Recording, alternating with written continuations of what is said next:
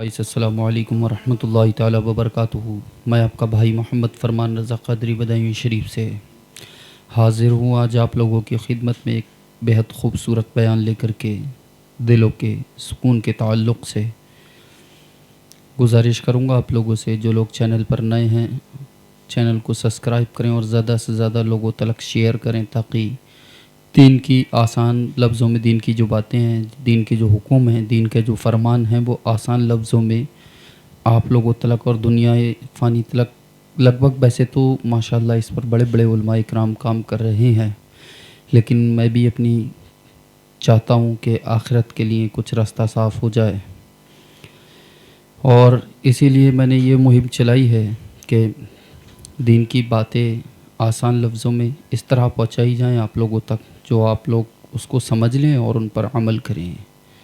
तो आप लोगों से गुजारिश करूँगा ज़्यादा से ज़्यादा लोगों तक शेयर करें, सब्सक्राइब करें, और जिस तरह मैंने कल गुजारिश की थी सोशल मीडिया वाले लोगों से, मैं आज फिर गुजारिश कर रहा हूँ। आप लोगों का काम खुसूसन बनता है कि आप लोगों तक ये बातें पहुँचाएँ, ताकि वो लोग इस पर अमल करें।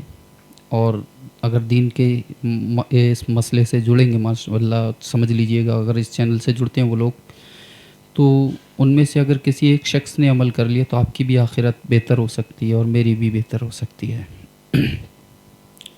मैं बयान शुरू करता हूँ। अल्हम्दुलिल्लाह अल्हम्दुलिल्लाहि रब्बिल आलमीन वस्सलातु वस्सलामु अला सय्यदिल मुरसलीन, अम्मा बाद फ़अऊज़ु बिल्लाहि मिनश शैतानिर रजीम, बिस्मिल्लाहिर रहमानिर रहीम। अला बिज़िक्रिल्लाहि तत्मइन्नुल क़ुलूब, सदक़ल्लाहुल अज़ीम। इन्नल्लाहा व मलाइकतहु युस्सल्लूना अलन नबी या अय्युहल्लज़ीना आमनू सल्लु अलैहि व सल्लिमू तस्लीमा। अल्लाहुम्मा सल्लि अला सय्यिदना शफ़ीअना हबीबना नबिय्यना मौलाना मुहम्मदिन व बारिक व सल्लिम अलैहि, सल्लु अलैहि सलातु व सलाम अलैका या रसूलल्लाह सल्लल्लाहु तआला अलैहि व आलिहि वसल्लम।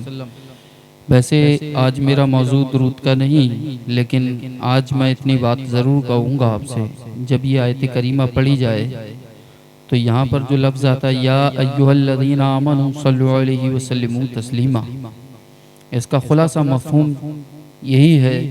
अल्लाह तबारक व तआला फरमाता है, ईमान वालो तुम भी खूब खूब दरूद व सलाम भेजो। तो आप लोग जब भी ये सुना करा करें मेरे ज़रिए या किसी के भी ज़रिए, तो दुरूद शरीफ पढ़ लिया करा करें, कम से कम इतना पढ़ लिया करा करें सल्लल्लाहु अलैहि व आलिहि वसल्लम। मैं अपने मौजू की तरफ बढ़ते हुए आपको बताऊं, अल्लाह तबारक व तआला ने इरशाद फरमाया, दिलों का चैन अल्लाह के जिक्र में है। ये सूरह राद आयत नंबर 26 के अंदर अल्लाह तबारक व तआला इरशाद फरमाता है, दिलों का चैन अल्लाह के जिक्र में है। और आज लोग कोई मोबाइल के अंदर अपने दिल का चैन ढूंढ रहा है, कोई इंटरनेट की दुनिया में अपने दिल का चैन ढूंढ रहा है, कोई किसी मसले में अपने दिल का चैन ढूंढ रहा है, कोई अमीरात में अपने दिल का चैन ढूंढ रहा है, कोई दुनिया की मोहब्बत में अपने दिल का चैन ढूंढ रहा है। लेकिन हकीकत की तरफ अगर जाएं तो अल्लाह तबारक व तआला ने दिल के अंदर वो सिफत रखी है कि दिल को अगर असल सुकून दिल का पाना है तो अल्लाह का जिक्र करके एक मर्तबा देखिएगा, इंशाअल्लाह ज़वजल आपको पता लग जाएगा। न दिल का चैन किसी मोबाइलों की दुनिया में है, न दिल का चैन कोई इंटरनेट की दुनिया में है, न दिल का चैन किसी गाड़ियों की दुनिया में है, न किसी ऐशो आराम की दुनिया में दिल का चैन है। दिल का चैन अगर कहीं मिलता है तो हकीकतन वो अल्लाह के जिक्र में मिलता है।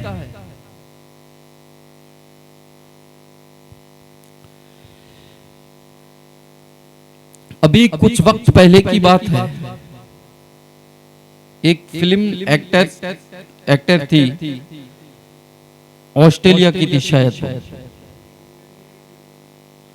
अपनी शूटिंग के लिए वो इराक जाती है, और इराक में बगदाद के अंदर वो जाती है। जब बगदाद के अंदर वो जाती है तो वो देखती क्या है, गौसे आजम का गुंबद उसे नजर आ रहा था। और जब वो अपनी शूटिंग से फ्री हो गई तो उसका फ्लाइट का टाइमिंग था 4 बजे का, वहां के टाइम के हिसाब से।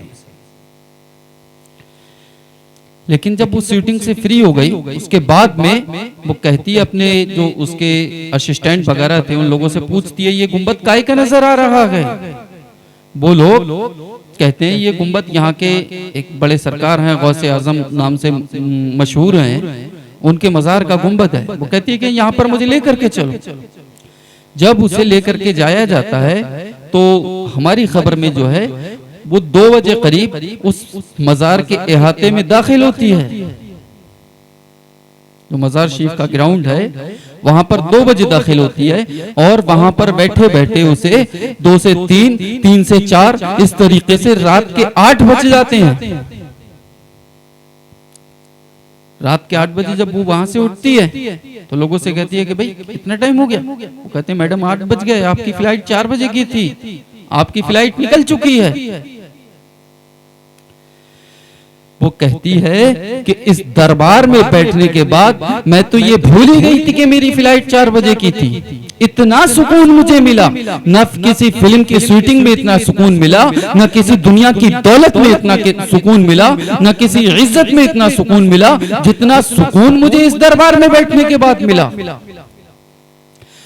तो मैं बताना ये चाहता हूं जब अल्लाह वालों के दरबार का आलम ये है, जब गौसुल आजम दस्तगीर के दरबार का आलम ये है, तो रसूल पाक के दरबार का आलम क्या होगा। और खुद हुजूर करीम सल्लल्लाहु अलैहि वसल्लम ने इरशाद फरमाया, सही मुस्लिम की हदीस पाक है, आप इरशाद फरमाते हैं जो कौम अल्लाह के जिक्र के लिए किसी मस्जिद में जमा होती है और वहां पर अल्लाह का जिक्र करती है तो अल्लाह तबारक व तआला उस कौम पर सकीना को नाजिल फरमा देता है। और सकीना वो जमात फरिश्तों की है जब वो किसी शख्स पर या किसी जमात पर नाजिल होती है तो उस जमात के अंदर जितने भी फर्द बैठे होते हैं उन तमाम के दिलों की बेचैनियों को मिटा करके उन तमाम के दिलों में सुकून भर देती है।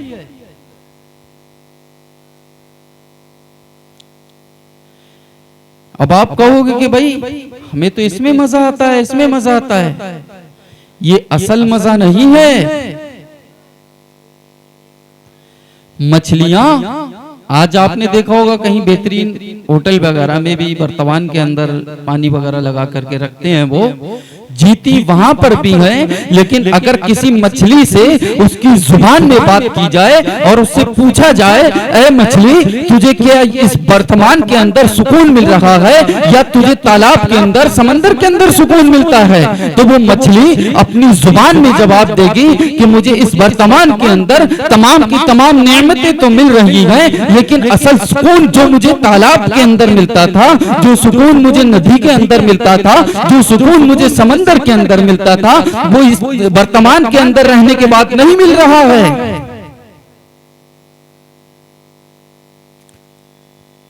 ये हमारी इबरत के लिए है। आप दुनिया की मोहब्बत में गुमराह हो गए हैं, गौर करके देखें। और इसी पर एक मिसाल भी है। एक बड़ा रईसो कबीर शख्स था, बहुत ज्यादा बेचैन परेशान रहा करता था। एक दिन वो अल्लाह वाले के पास पहुंच गया और उसने कहा क्या हजरत मेरे पास माल भी है, दौलत भी है, इज्जत भी है, तमाम की तमाम ऐशो आराम है मेरे पास, अच्छा घर भी है, अच्छी सवारियां भी हैं, लेकिन हजरत मेरे दिल को सुकून नहीं मिलता है। उन्होंने कहा कि जा एक गिलास में पानी लेकर के आ। वो शख्स समझा शायद पढ़ करके मुझे पानी दे देंगे आज के मुआशरे की तरह। वो शख्स समझा कि पढ़ करके मुझे पानी दे देंगे। वो पानी ले आया, आपने मिट्टी उठाई जमीन से और उस पानी में डाल दी और कहा उससे इस पानी को पी ले। वो बोला हुजूर जब ये पानी सफा था, जब साफ पानी था ये, उस वक्त में आपने मुझे नहीं पिलाया, अब इसमें मिट्टी डाल दी, आप अब पानी पिला रही हैं, तो पानी सब गंदा हो गया। आप इरशाद फरमाते हैं थोड़ी देर बैठ जा सुकून से। वो बैठा। कुछ मिनट गुजरने के बाद जो मिट्टी थी वो नीचे बैठ गई और जो पानी सफा था वो ऊपर रह गया। इसी तरीके से हमारे दिल का भी मामला है। आज अगर हम अपने दिल के अंदर दुनिया की मोहब्बतों की गंदगियां, दुनिया की मोहब्बतों की गंदगियां और लोगों की बुरी बातों की गंदगियां और लोगों की बुरी दौलतों की गंदगियां, हसद की गंदगियां, जलन की गंदगियां, निफाक की बीमारियां, ये तमाम की तमाम चीजें अगर आज ये हम अपने दिल में भरेंगे और इसे यूं ही पालते रहेंगे तो आज तो ये हमें कम नुकसान पहुंचा रही हैं, कल आने वाले दिन में हो सकता है ये हमारे दिल के अंदर नीचे बैठ जाएं, फिर हमारे दिल पर अच्छी भी बातों का असर नहीं होगा। इसीलिए अपने दिल को साफ करो और याद रखो दिलों का चैन, दिलों का सुकून अल्लाह की याद में, सिर्फ अल्लाह के जिक्र में है।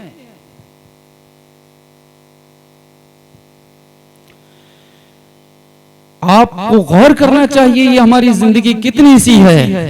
अभी चंद दिन पहले मैंने भी बताया था, इमाम आजम अबू हनीफा रज़ियल्लाहु तआला अन्हु इरशाद फरमाते हैं, ऐ बंदे तेरी जिंदगी एक धूप में रखे हुए बर्फ की तरह है, जिस पर तेज धूप पड़ रही हो और वो पिघल रहा हो, थोड़ी ही देर में उसे पानी पानी हो जाना है।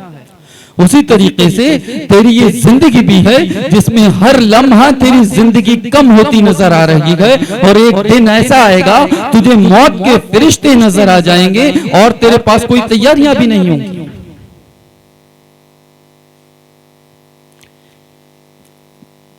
इसीलिए अगर आपको अपनी दुनिया भी बेहतर करनी है, आखिरत भी बेहतर करनी है, अपनी कब्र भी अच्छी करनी है, अपना हश्र भी अच्छा करना है और आखिरत के बाद में अगर अल्लाह की जन्नत में आपको दाखिल होना है तो याद रखना यहाँ पर भी सुकून अल्लाह के जिक्र से मिलेगा और कब्र में भी सुकून अल्लाह के जिक्र से मिलेगा और आखिरत में भी सुकून अल्लाह के जिक्र से मिलेगा। और यही वो जिक्र है जिस जिक्र के जरिए से अल्लाह के रसूल सल्लल्लाहु अलैहि वसल्लम हम लोगों की शफाअत करा करके हमें जन्नतुल फिरदौस में मकाम दिलाई।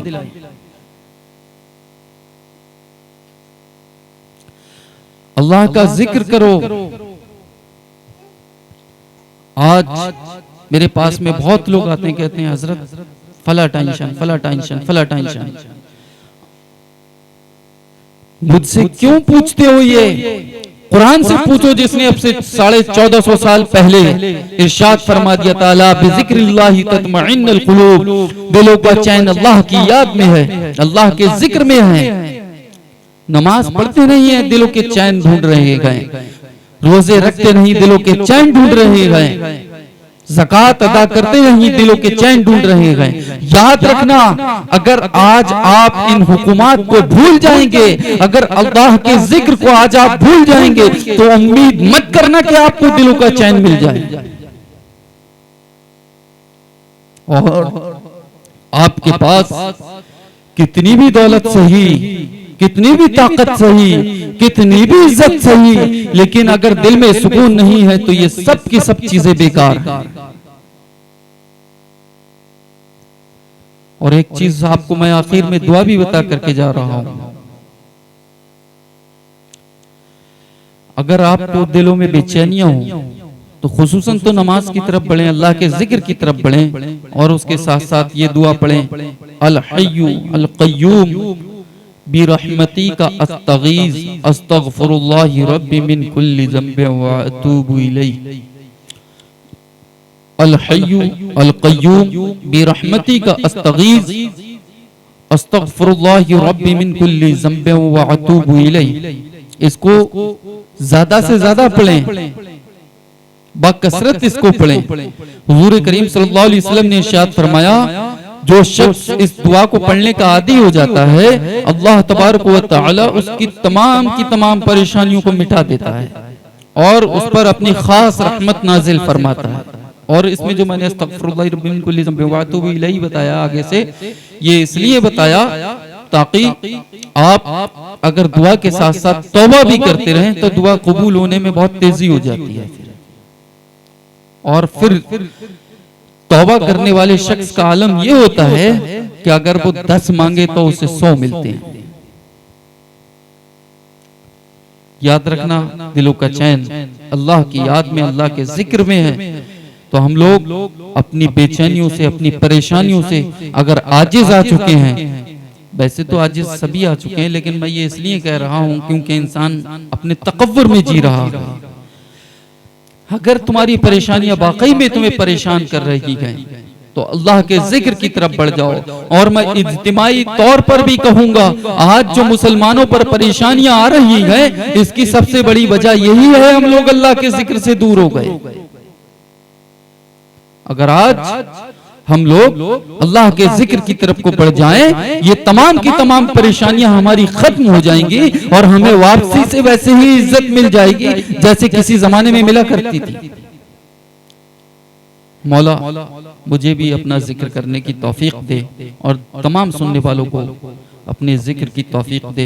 और मैंने जो बोला है इसमें कोई गलतियां हुई, खामियां हुई, अपनी रहमतों से माफ़ अता फरमा और इन तमाम चीज़ों पर मुझे और तमाम की तमाम उम्मत को अमल करने की तौफीक अता फरमा।